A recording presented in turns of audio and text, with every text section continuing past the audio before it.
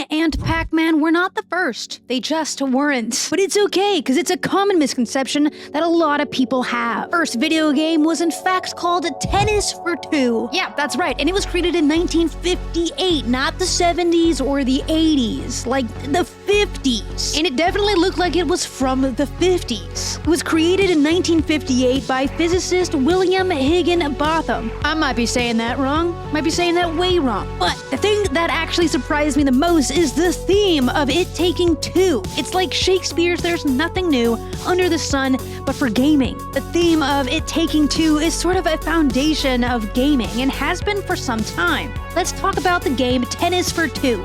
The game was a two-player game that simulated tennis, and it was able to simulate the tennis match using an oscilloscope. Am I saying that right?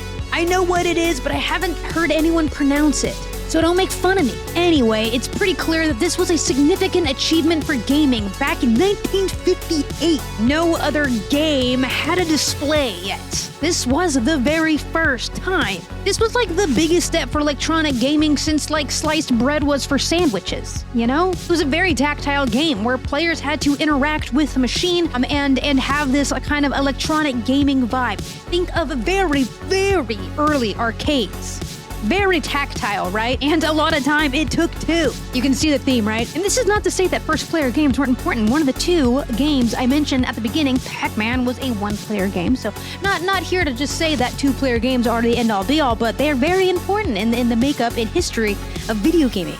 Anyway, it all felt pretty modern. I mean, it even used like transistors, which was the first of its kind, in applying it to video games like this. If you just think about how fast things needed to switch, it does make sense. Okay, I'm not gonna get into the circuitry of the game, but let's talk about mechanics. How did it work? Well, that's a good question. It's pretty simple. Two players would just stand at either side of the oscilloscope screen display, and each of them would be controlling a paddle. That's right, a paddle, folks. They'd be pressing buttons and at the right time, which was so important. Like, it was pretty difficult just to hit a ball, control-wise. Now, it was the simplicity of the controls that made this game most accessible, but also a little bit challenging, because you can tell that while players were quick to learn the game mechanics, they were even faster to engage with one another and begin in competition. This is all feeling very modern as I'm talking about it, right? And it's pretty cool, and you can't deny that. Higinbotham and the developer of the device itself actually had like visitor days. They would invite the community in and engage with the game, which is also very cool and feels very modern.